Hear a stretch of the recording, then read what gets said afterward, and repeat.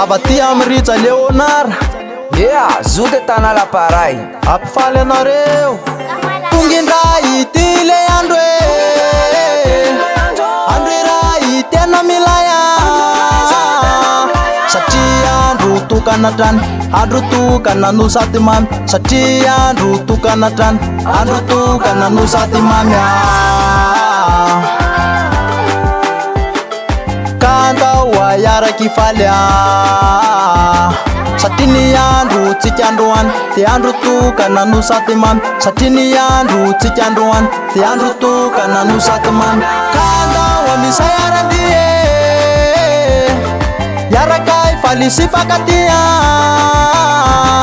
satria le fiaina tsika eto antany de mandalo sy miserana ihany satria le fiaina tsika eto antany de mandalo sy miserana ihany fa ireo fitsalina sy tomany dadino sy avela hoany fa andao ayaraky faly kandao ayaraka andi te antao yaraka kafi kandao ayaraka andi te antao yaraka kafi satria ny andro tsika androany de andro tokana no sady mamy kandao amisay arandie yarakay faly sy fakatia satria le fiaina tsika eto antany de mandalo sy miserana ihany satria le fiaina tsika eto antany de mandalo sy miserana ihany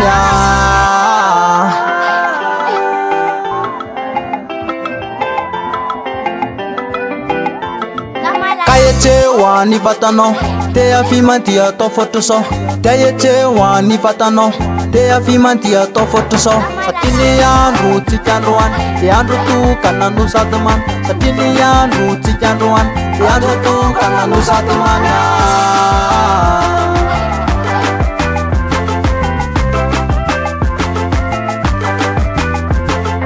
kandao amisay arandie